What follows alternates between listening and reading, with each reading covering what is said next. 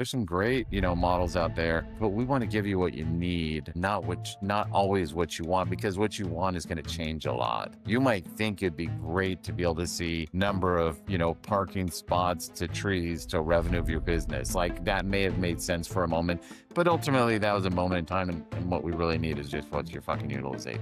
So I can really appreciate that need versus want, and I think I never considered before you said it. We're kind of a ConnectWise world. It's like, I need 3 reports out of ConnectWise, and ConnectWise does a good job on it. And if you master those 3 reports and getting those really dialed in, I assure you that the 10 other things you want will have a lot less weight. When you get to the stage where you need to know your total time to resolution that you can't get out of ConnectWise, let's just master service hours, service revenue for a while. If you master that, I'll handwrite you your total time to resolution. But let's focus on these things that you need, then let's get to what you want. That's my take on it. All right, welcome back, everyone, to another BMK Vision podcast series from the trenches. We're going to have a great chat here today. If we earn it at the end, give us a like, a share, a subscribe. We're here with our buddy Chad. And Chad, first of all, before I ask you how you got started in this crazy world of MSP, you just had a big event happen. You won a really great award. Will you tell me what that award was real quick? Oh yeah, thank you. I received the ASCII Member of the Year award. It's a little significant too. I was the first Canadian to ever win it. Yeah, I'm quite pleased with that. I actually wasn't expecting it at all. Sometimes, you work really hard towards something, and there's kind of that wasn't the case here. I find that whatever I put in, I get back tenfold. So I've been very active in ASCII for many years. Nice, nice. So how did you find yourself in this crazy MSP world? Yeah, that's a great question. So this is my 27th, going into 28th year of business. I started the company when I was pretty young, and to be honest, when I started it, the MSP, like, that wasn't even really a buzzword. The only managed services was really in the mid market. IBM had something like that, and Cisco. The SMB side wasn't. There was computer guys, right? There was computer guys of varying degrees. Obviously, there were the enterprise shops and things like that. And I got my start just literally walking into offices and asking people if they had computer issues. And I would say it was around 2005, 2006. That's when I became what you would call today an MSP. Back then, it was very different than now, but we were experimenting with Enable and Kaseya. And then ConnectWise came a few years later. And really, I would definitely say that's when we started. And really, what the pivot for me was, I decided I didn't want to be a computer guy, self-employed guy anymore. So I wanted to be a business owner, which is a big distinction, as you know. There's a very, very, very big difference. Nothing wrong with either, but you can't pretend to be one and be while being the other. It doesn't work well. So I started hiring staff, got a brick and mortar location, and went from there. Interesting. So that 97, 98, something like that. That's about as early as it gets for folks that I come across. Typically it's like 2001, 2002. But I love something you said. You were probably a very young person at the time, 97, 98, and you walk into office and see if they had any computer problems. Don't you kind of think it's still like that foundation? Hey, just sales guy, go and ask them if they need any help. Like, don't make it any more complicated. The conversation will get complex, but just go ask people if they need any help. Let's You just do know, that, a couple hundred times a week. I'm going to Yeah. share a grievance I have with you, if you don't mind. Yes, please. So I run a lot of meetings. I run, and if somebody listening is in those meetings, and we're involved in this, well, I'm just going to say it like it is. Basically, what happens is we get a lot of people that are, our company. We have 10 FTEs right now. We've been as big as 12. I should be around 12 to 15 right now, but it's the right people in the seat is a challenge. I think we all have that problem. So right now, 10 FTEs, just some scope on size. We have a lot of people who come to meetings I run and meetings I'm in where they say, hey, I got 2 guys, 3 guys, 5 guys, and I want to hire a sales team or a salesperson leading to a sales team. And I'm like, no, like, what are you doing? Literally go talk to some people. Go talk to people anywhere. This is exactly what you're saying. So not to parrot that, but literally do something. You don't need to sit in a meeting and talk about building a. Now, if you've got 50 people, I mean, that's a different conversation. In my peer group, I have some much bigger MSPs, and that's what they talk about: account management, hunting, sales managers. That's not what you're doing when you're a million in revenue or less and you're at three people. You need to go talk to. Yes. So what I did back then, I would say the conversations I had were a little more different. Back then, it was more about user issues, frustration with performance, things like that. Now the conversation's more about, oh, we were down for 2 days because of ransomware or some sort of security incident, and it impacts their business on a different level. You remember, I think you're old enough to remember, like in the late 90s, people could go without their computers for like 3 days. Not all businesses, but most. And it wasn't necessarily they didn't want to, but they Right. could. They could break out the charts, the pen and paper, heck, they could break out the typewriter at some of the doctors and dental offices we had, and they could ka-ching, ka-ching, ka-ching up a letter if they had. Again, they didn't want to, but they could. Right. Now, no, no, that's not even a no. No. I think you're dead on. That conversation has changed. It's gotten a little tighter, and it is interesting when you get that person who's in that $1 million range, which is good on them. That's sick. I'm so happy they got that far, and they kind of feel like the whole sales and account management thing is more complicated than it is. And I think there's a lot of noise in our industry that makes it seem that way, that you need all these services. And it's like, dude, you got to 1 million because you're charming. You got to 1 million because you're not an asshole. You got to 1 million because you're involved in your community. Just go do more of that. And if you didn't get there because of those three or four things, then really figure out how you did get there and just keep doing more of that. But I See, typically feel like up to 1 million, it was your charm and the value of your network that got you there. Just double down on it. no, you're 100% correct. And beyond that, if we look at the reason why you need to invest in all these complicated sales processes and aggressive marketing platforms, is because you're dealing with a whole different set of problems.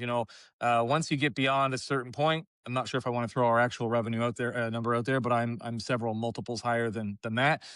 If we get to a point, you start dealing with attrition, and some of it is out of your control. Some of it, we've had our biggest enemy has been M&As. We had a company, a 90-seat client got acquired by a 9,000-seat company. Do you think I was able to convert the 9,000-seat? No, right? And the thing is that they're gone. That's just it. So you got to have a pipeline to replace them. And the thing is when you've got all these people and whatnot, and all this overhead, you do need to build that pipeline and work on it. But when you're small, and small, like, I'm not saying that in a negative way at all. I mean, Dave Cava, if you know him, he has a saying, 10 texts and an owner is his saying, right? And I don't quite follow his exact model with as far as the staffing, but I love Dave, and I a lot of respect for that model. And he'll tell you there's nothing wrong with that. Like, you can run like that. That can be your business. That's what you can aspire to, and you can run that until the wheels fall off. If you want to get bigger, though, then yeah, then you have to start doing other things. Yeah, and I love Dave. He was a client many, many years ago, and there's about a half a dozen things he did and that he said that I just love carrying forward all the time. So cool shout out. Yeah, so two things in there, like the M&A piece. All I serve is MSPs, so I feel your pain. That's one of the biggest threats to my world is people, buy and sell everyone. But I also look at this thing that I'm just toying with of this like supply and demand thing.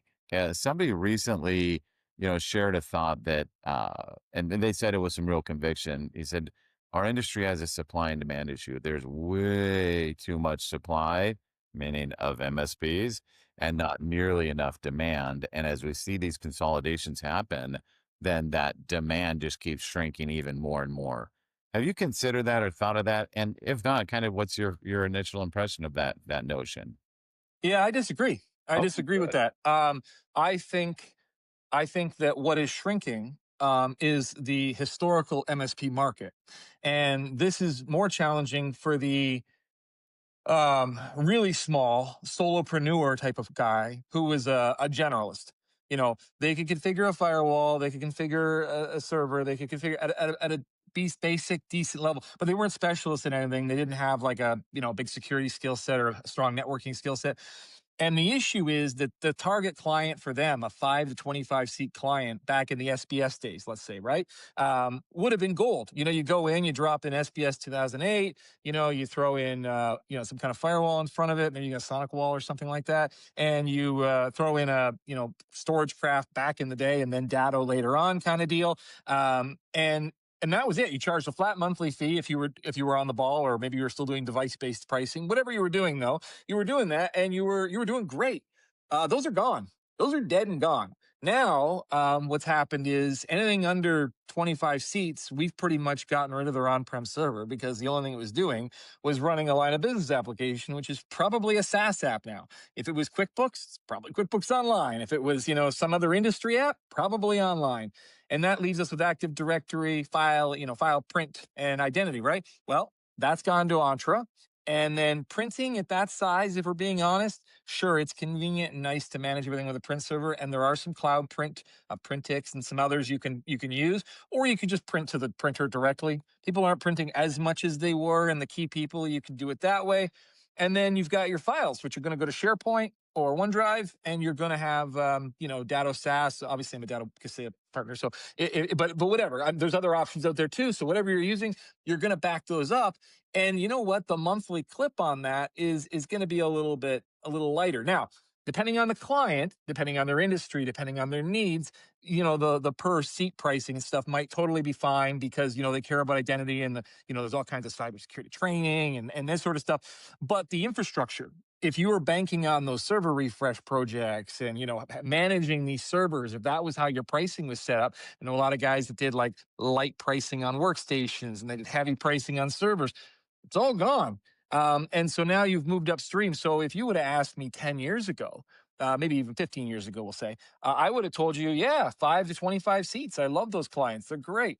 Now, like 50 seats is kind of like, below 50. Not saying we won't service them, but like, absolutely, we have customers below that. But 50 to 150 is sort of my core target. And it's just changed.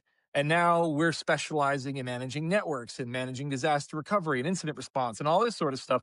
It's a different game. It's just a different game. So, as far as the supply is concerned, there's lots of people that want to do that entry level work. That's a problem. You need to skill up. There is not a lot of people who are good at doing, and I'm not talking about becoming an MSSP or anything like that. This is not about that. This is about, and I think as far as demand, there's just a lot of businesses that didn't need tech in the past. Kind of to my example, I was being a little extreme, but the not needing it to work at all and using, paper and pen. But businesses that didn't really like computers as a, way of putting it, they have no choice. And the ones that had to use them before have to use them more now. And the reliance is higher. So again, what you're doing has changed. This is not I actually know nothing about making elevator buttons, but I've always used the saying: if you wanted a static thing, make elevator buttons. I mean, they're the same. You make a button, you press a button.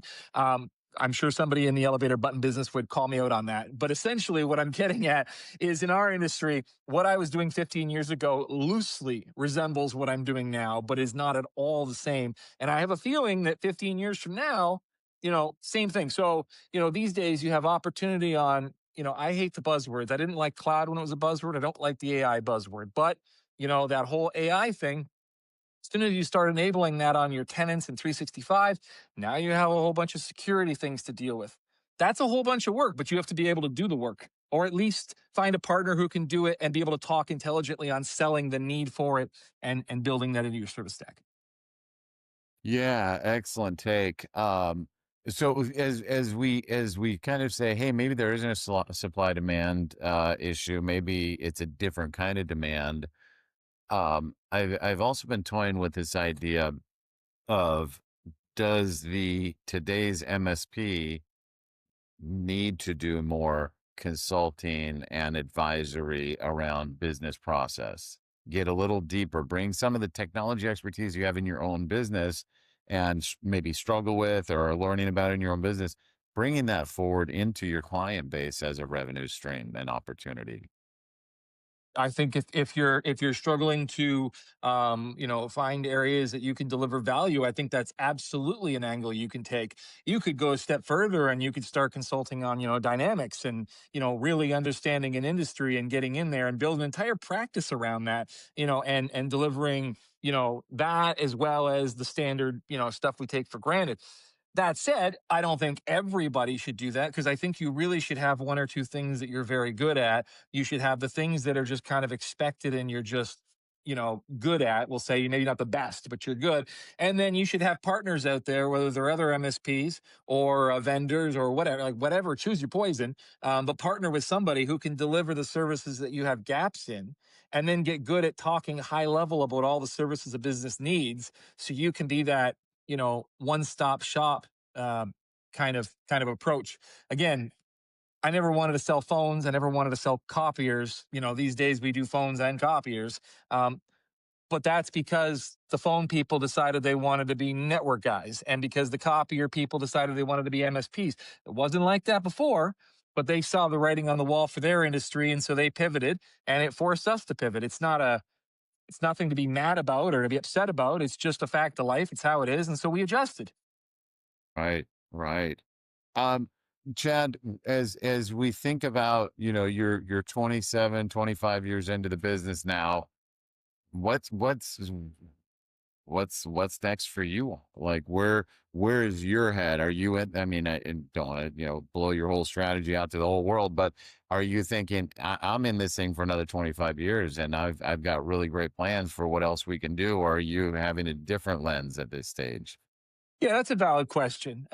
Really, where I'm at right now is, I haven't I haven't achieved seeing how far it can go. And that's what in this life, what I really want to see is I want to see what I can do with this. I don't have aspirations to turn this into, some sort of hundreds of employee type of thing. But, I'd like to get to the size where, we're sitting at, 25, 35 people, where we can have a little more flexibility on, our management structure and things like that, a little more levels of management in there. That's my goal. And honestly, we've been working diligently towards it, but it's sometimes it's two steps forward and one step back. And honestly, you get the right people, and you go like a rocket ship, and you can't find the right people, and feels like you got what do you call that, ball and chain, on your ankle as you're running forward. And I would rather. I'd rather have the proverbial ball and chain on my ankle, but everything be going well, keep our reputation intact, etc. The last thing that I want to do is go out there, put the boots to the ground and just plow in the sales when operationally we can't handle the rapid expansion and blow the lid off the joint. That's not helpful. That's not what we're trying to do. So yeah, that's really what we're trying to do. We're slow and steady. Obviously, in 27 years, if I the size we're at, I definitely don't run. I move slowly and make sure that we're secure with what we have. It's worked very well for me. I don't plan on changing that. But yeah, I want to get to the point where my job title is kisser of babies and shaker of hands. But while I'm still involved and I can do the things I want to do. I think that's the key, being able to do the things we want to do. And, we talk a lot about, with our clients and different presentations we do, of this notion that, uh, small business, only because we know MSPs, do we kind of say MSPs? I'm sure there's a lot of small businesses. They can get to a certain level with just being very tactically minded, and not even giving any real thought to true strategy. They kind of get to that first million by just kind of lining up the right tasks to say, like, I have all these bases covered. And now, if I am charming, if I am, involved in my community, I wake up and I'm $1 million.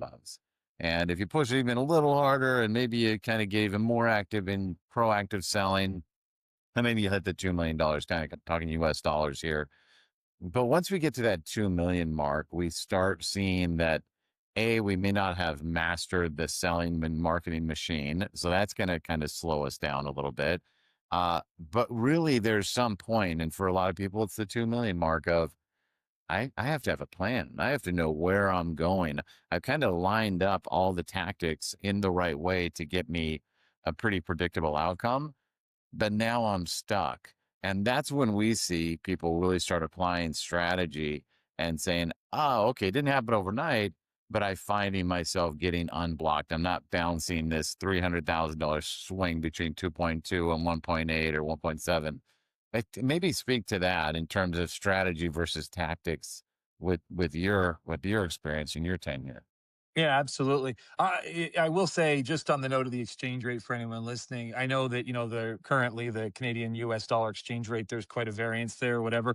I remember a time where the Canadian dollar was higher than the US dollar, and obviously I've seen it extremely in the other way. I will say that as far as rates go up here, just for anyone, this is purely anecdotal.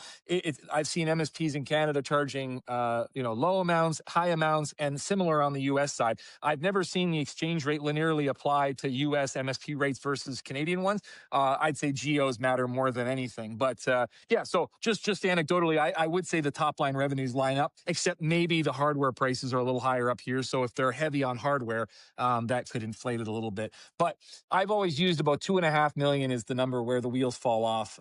If you're just doing it, I'm not sure whose tagline I'm stealing on this. Maybe you can identify it, but somebody called it muscle and feel. Maybe that's HTG or something like that. I don't know. It's somebody. I'm stealing from somebody, so apologies to the rights holder of that. But yeah, muscle and feel, getting yourself to about 2.5 million, and then bad things start happening.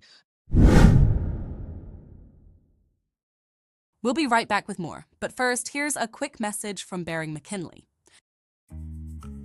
Most MSPs are constantly busy, chasing tickets, projects, and fires.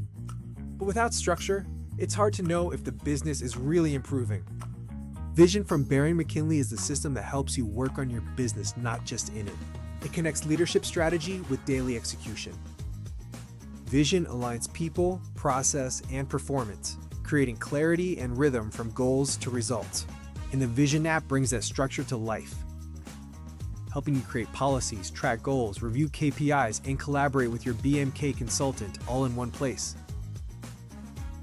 Behind it all, Jetson AI, your assistant inside Vision, helps you find answers, generate insights, and take action faster. With Vision, you gain visibility, accountability, and measurable growth. You're not guessing, you're improving. Vision, Jetson, and the Vision app, your path from strategy to results. Start transforming your business today.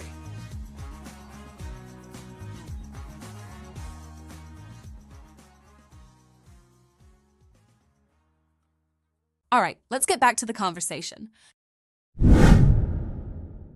If you have no plan, and things aren't lined up well, you just won't be able to handle what's happening. So yeah, as far as our side of things, we built a very stable. Again, I've secured what I've had, so we've been very mindful on that. Always areas to improve, and I mean, I could lay out all my weaknesses here. Not sure that I want to do that, but I definitely could. But I will say where we're strong is in having these systems and processes in place. Because what is a business if not a series of systems and processes? If you're just running around from one fire to the next, then you're no better than a band of self-employed people just cowboying it up, which I think is, to your point, what can happen. So really, I would say, some people say, you should build all these systems and processes before you get anything going. That's also a problem. Again, not to do more name dropping, but I think I'm just going to inevitably do so. I was having lunch with Gary Pika, I don't know how many years ago, at a ConnectWise quarterly event. And I told him, this is going back, this literally must be at least 16 years ago. I had said, hey, we're working hard before we go and start getting a bunch of clients. To the time, we were a lot smaller. And I said, I need to get all these things in place. And it's such a struggle because, trying to come up with the money to do these things when I don't have the clients. And he's like, well, that's stupid. You need to go get some clients, and then you need to build the things. So you want to be careful that you're not out there, and he wasn't advocating for this either, but you don't want to sell snake oil. You don't want to be selling all these things you do that you don't actually do, but you want to get some clients with some baseline of services and have some revenue, and make sure you're not just taking business for the sake of taking business. A huge problem of people that are eager to grow is they'll just say yes to anything. Do you shine shoes? Do you do oil changes? They'll say yes to everything. And this is not the same as diversifying and having partners like I was talking about earlier. This is just, yeah, how much do you got? We can do it. You need to make sure you understand what your cost structure is. You need to make sure you're charging appropriately, and you need to make sure you're not afraid of hearing no. Because if you only hear yes on every single deal you ever come across, you're probably not charging enough. And that's also a problem because it'll limit your ability to grow. You'll be running around burned out, burning out your staff, whoever you got, trying to get this stuff done. So those are some huge things. I jumped around a little there, but the key thing are the systems and processes, but you do need to have something to build on. You can't have nothing. Sure, for sure. And just to, keep a really fine tip on it, um, I really love coming into an organization where they say, this is where we're going as a company. 5 years, 10 years out, this is where I want to be, whether it's a valuation, whether it's a, revenue number, an income level for the owner, whatever that is, that owner has really identified where they're going. And then kind of cascading down from there of like, well, here's some milestones I need to check off. Here's some initiatives that came along with that. Here's my actual day-to-day action items that my team and I are working through. Where do you see that in your own business or just in peers that you admire? Yeah, that's huge, and I think you said two really important things there that I don't think should be overlooked. The one is, yeah, having the pie in the sky target where you're going is super important. But if you have no plan to get there, you're never going to get there. So those milestones are actually more important than the end goal you set, because without them, you're not going to get there. And so, yeah, so, my goal, yeah, like I have a, 10 and 2, 10 million top line, 2 million EBITDA. That's kind of my goal that I'm trying to get to. But as far as milestones to get there, right now, and you know what, I will share some of the weaknesses because it'll probably be interesting for people. The biggest issue we have right now in scaling is operationally. We have had trouble getting a service manager in place. And without the service manager in place, for anyone that's getting close to where I'm at, the problem you'll run into is you'll start adding techs, but they won't be getting managed properly. And so your efficiency actually goes down. So you add more people, and it's nothing wrong with the people. They can be very capable techs. But because you don't have the management to handle, processing everything, you're doing less with more overhead. It's terrible. So you don't want to have that happen. And that's really the size we're at. I can't get any bigger without maybe one tech, like that's, one more tech. But if I added 3 or 4 techs right now, we would be less productive than we are today. And so getting that service manager, somebody, we had somebody at one point that had the skill set to be the service manager, but they lacked the industry experience. And I think that's extremely important.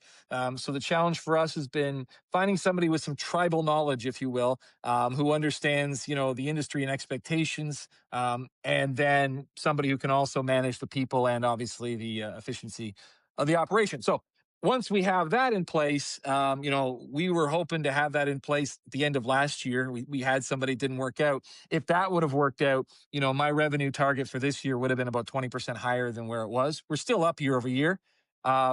Additionally, we've had growth through acquisition. We acquired an MSP last year, and I could see that happening again. I've been in talks with a bunch of people, but for the same reason that I just mentioned with the service manager, I have not taken any sort of serious steps towards acquiring any other MSPs, because when you acquire an MSP, the amount of work you have to deal with and the skeletons in the closet that even the previous owner isn't thinking of, because they're not a problem to him, but when you try to pull them in, it becomes a problem. It's just a lot of time, and you need somebody or some buddies to manage that.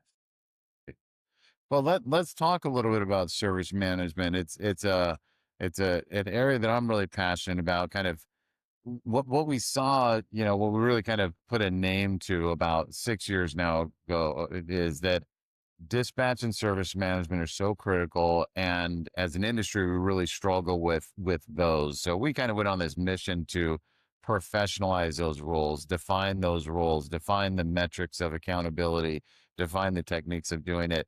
And one of the things that you've no doubt seen and that I've seen is the typical path is we hear that we need a service manager. We kind of get a loose idea of what it is. And we take that awesome tech and say, hey, you're the service manager. And now Terrible we've idea. taken this wonderfully gifted person who never really even probably thought about wanting to be on that management track and say, now go manage these folks. And then either predictively or prescriptively or descriptively, we kind of end up with defining service management as the guy with the most technical knowledge, not necessarily the guy who knows how to, inspire and lead a team, understand a P&L, think strategically about what kind of offerings are going to make most sense for the company. How does that jibe with what your observations or your thoughts around service management? Yeah, you and I are definitely in line on the what not to do. The dispatch, I have a my office manager's dispatch, and she does a great job. The difference to me between that and the service manager, or we've even considered hiring a service coordinator, is the ability to look at a ticket that comes in and understand the root cause of the ticket and what needs to be done with it. So with the dispatcher, tickets come in, she'll work with the clients, she'll make sure everyone's good. So on a support ticket, it's not a problem at all. User request support, she, assures the user we're on it, gets assigned to a tech appropriately. Great, no issues. Where it's an issue is, firewall alerts will come in, like knock type stuff will come in. And is it an issue? Is it urgent? Looking at it, if she assigns it to a tech, sometimes tickets that aren't necessarily needing to get looked at get assigned, that kind of thing. So we've got some workarounds we have in place right now, which again goes back to my inability to add more because of where we're at. But yes, I think that it's extremely important to get somebody who understands the efficiencies. You're talking about P&Ls at a base level, but more importantly, being able to look at these things and say, okay, well, in order to, thinking big about the client, we have to do these things to protect ourselves and to protect the client. Going forward, we can't just slough them off and be, firefighters. That's terrible. And actually be accountable to the metrics of the team without driving them into the ground. Like the goal here is not to turn the team into a bunch of robots and, drive insane efficiency at the cost of burning out techs and turning staff. That's terrible too. You have to have somebody who understands, what is realistic, when you're looking at projects and tickets and how long things should take and being able to work that out. That's the kind of person that we want. Honestly, the kind of person I'm really hoping to fall from the sky is somebody that's running a small, 4 or 5 man team, MSP, but just hates sales and hates talking on that level and wants to just focus on operations. That'd be an amazing person to, merge them in, and they can then have a bigger team and, do more fun things. So I like that would be a wonderful person to fall from the sky. When we think of dispatch, I think we're very much in alignment, and I kind of put this little bracket in to say, hey, job done of dispatchers, you own three things. You own the hours, the inventory of hours; those are yours. You own the schedule, maybe you own the day of the team, and you own the ticket. You're the person responsible for getting that ticket completed. Now you can't do the work, but you're just learning how to coordinate all of these things. When we do that, to that point of like, I just don't want a bunch of robots. Well, what I'm trying to do with the dispatcher is say, I'm going to remove all this administrative stuff. I'm going to remove some of that weight off your shoulders to just say, just come and fly the plane. You don't have to worry about the bags. You don't have to worry about the selling tickets. Just come in and do that thing that you're awesome at. And that to me is like just gold. If we're $1 million and we can afford some administrative stuff, I'm going to go with the dispatcher first. And with the service manager, my goal for them is, hey, you owe me 55% service department gross profit. You owe me very happy employees and very happy clients. And we can kind of frame out in your unique environment what that looks like. Is that just said another way what you just said, or That's pretty close. It's pretty close. I think the only area where there's a little bit of give and take, and it's going to depend on the company, I think, is how much communication you push on the text and how much communication you pull off the text and have the dispatcher and or service manager, depending on the org, deal with. If it was up to a lot of the texts, and I would say some of the best texts that I've seen, they would talk to nobody ever under any yeah? circumstance. Call the user and ask them for this. Oh no, they would rather have hot coals held to their feet. And so, do you accommodate them? I mean, for us, it's been kind of a, in between sort of is the answer. Sometimes we do, and sometimes we don't. I try to be consistent, mind you, but as far as how far we'll let it go. But yeah, that's pretty close. And yeah, the service manager portion, I definitely am not advocating somebody at $1 million in revenue be hiring a service manager. I don't think that makes any sense. And I would definitely advocate that somebody who is smaller gets some sort of administrative person. I think if we take the like is it what's a $1 million shop these days in terms of techs? Is that like a 5-man shop or a 5, 6, yeah. 5, 6? So if you're a 5-man shop and you're sitting there at $1 million in revenue, I think you would be shocked as the owner how much stuff you can get rid of off your plate and put onto somebody at a you get the right person too, and you have them do things like some procurement and things like that. Somebody who wants to make the company more money, they'll spend time with distributors and vendors and things like that, working on deals. You'll have a lot more time to go talk to people and go get some more business. So I spent the morning, Chad. I don't have a luxury vehicle, but I have a vehicle that is, specialized. So I have to drive 2 hours in Chicago to bring it up there, get the loaner car, and then some point drive 2 hours back up, in traffic and all that. So this morning at, 6 a.m., I went up to try to meet him when the doors open to get my car back. And I was there for a return issue. And it's a great experience going up there. But when I realized on Friday afternoon, when they said, hey, we can't replicate that issue, I was really frustrated. I was like, just let me talk to the mechanic. I'll explain it to him different. But ultimately, it came down to if they can't replicate it, they can't replicate it. But here's where I'm going with this. The service, whatever they call that role at a dealership, that kid's awesome. He's awesome. And when I think of that dispatch, I'm like, I guess even though I felt like I wanted to talk to the mechanic, it wouldn't have mattered anyway. I wasn't going to be able to magically say the right words for him to feel the thing in the brake pedal. So I feel like I have a really great experience there. I'm frustrated that my thing isn't, better, but I wonder if that's part of the MSP decision tree of how much do we accommodate this idea that technicians don't always want to talk to clients, and can we accommodate that? I can be a split mind on that, but I'm really anything that provides a non-interrupt driven world for technicians, I'm a fan of. But you kind of brought the extreme of, boy, is there a world where they don't have to talk to clients at all? Probably not. But is it a terrible thing to aspire towards? I don't think so. I think If you have you've a got great the dispatcher, yeah. that's exactly it. I think if you've got the right, obviously, if you don't have the right people in place, then this conversation's moot and there's other work to be done, kind of thing. But if you've got the right people in place, having that friendly person, especially because if there's a ticket open, the user is upset about something. Like, regardless of how serious it is, it could be a very minor thing, it could be a serious thing. Either way, they're not particularly happy. So talking to an abrupt tech who's just, asking the straight man questions, sometimes having that, person giving them the little bit of touchy feely is probably not the right word, but you know what I'm trying to say, Yeah, that make it feel good. And you're to your point about the dealership, the dealership I go to, the service manager, he's very technical. He doesn't go out back and turn a wrench ever. But I mean, one time I asked him if I have a decent tool collection, and I asked him if they could get one of my torque wrenches calibrated. And he's like, "Oh, no need." He's like, "Just bring it in, and I'll grab one, and you set the torque." And so like my point to your point though, and also what I said about what I'm looking for, you can't have somebody who's pure manager. Like you would in an enterprise, who doesn't understand the trenches at all, so to speak, and just understands, the numbers on the paper, because that's not going to help you. And one thing I think is worth highlighting at this point, and a challenge, especially if you're doing any acquisition of smaller MSPs, is in an MSP that can't scale, the owner does too much.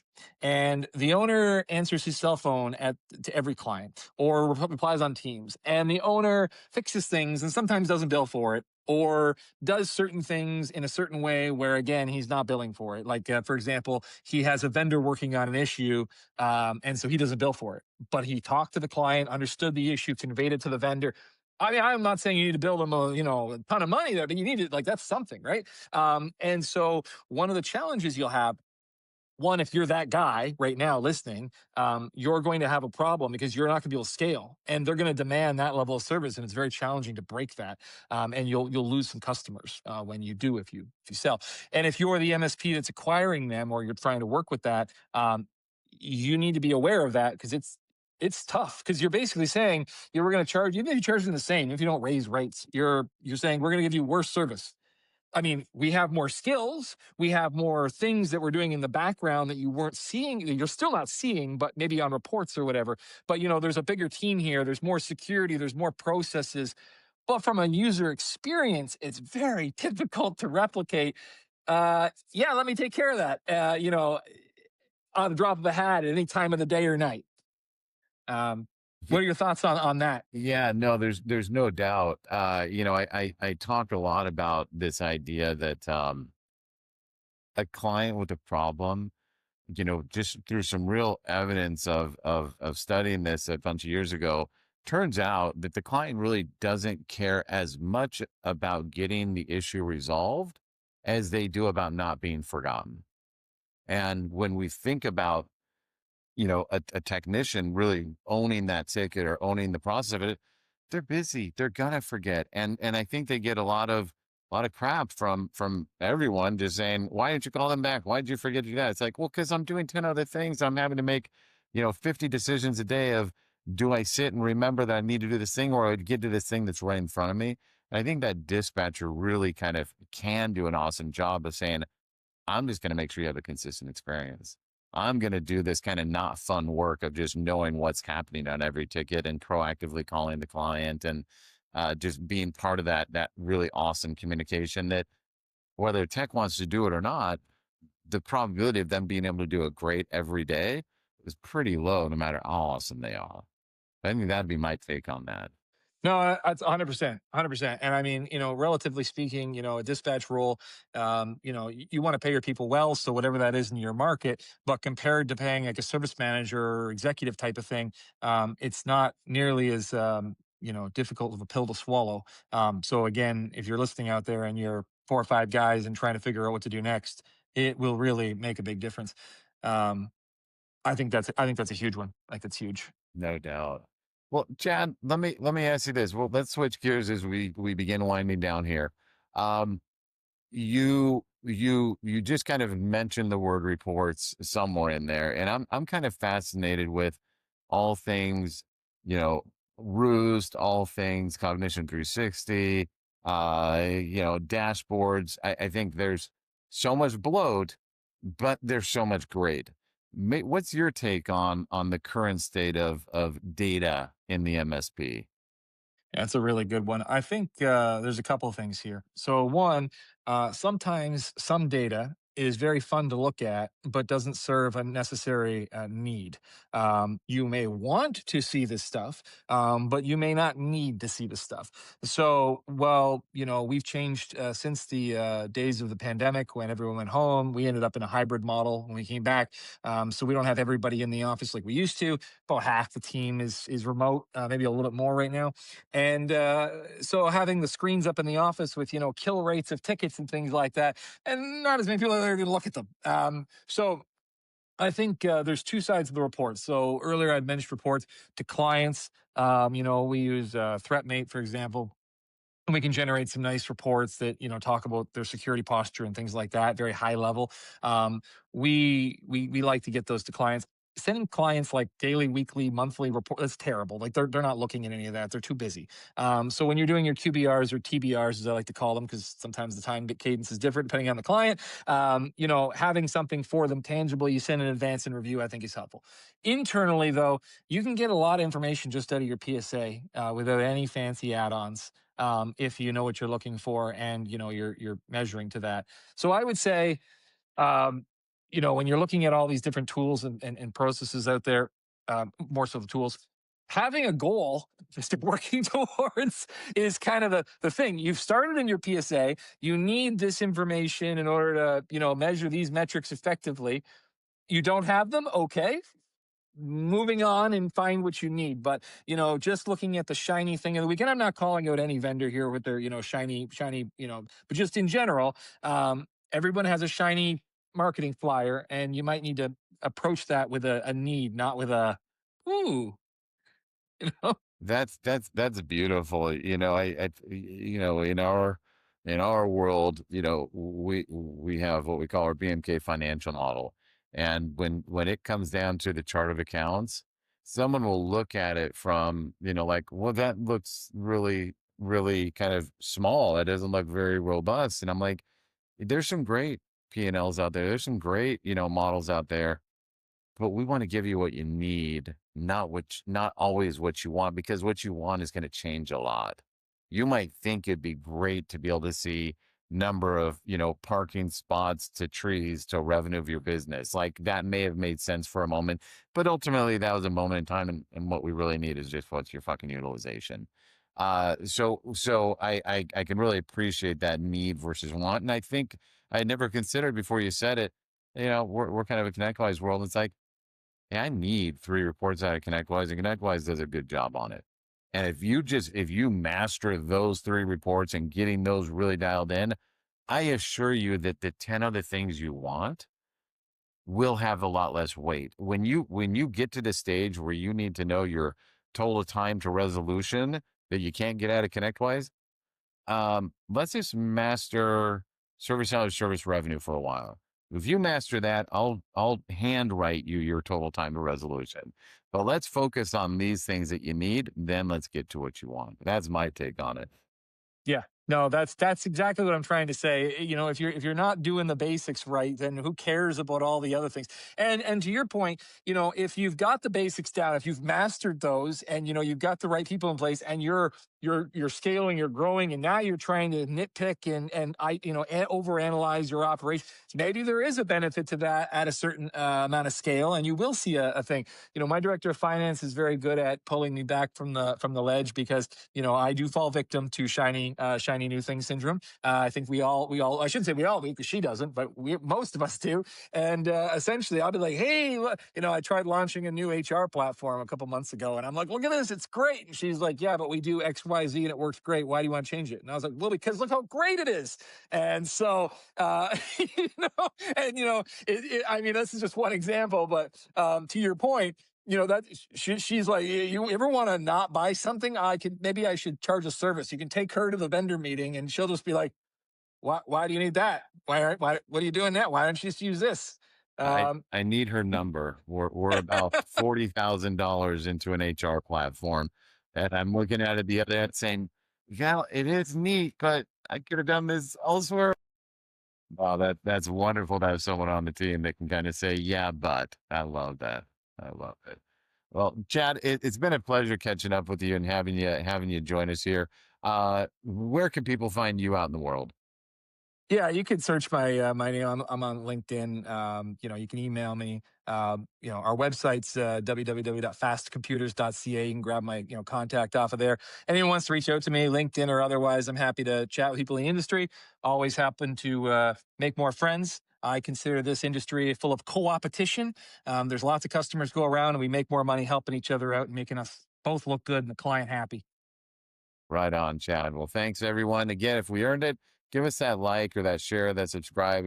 If you got comments, make them. We read them. We appreciate them. We value them. So other than that, have a great day, everyone. Chad, thanks for joining. Thanks, Josh. Bye. Take care.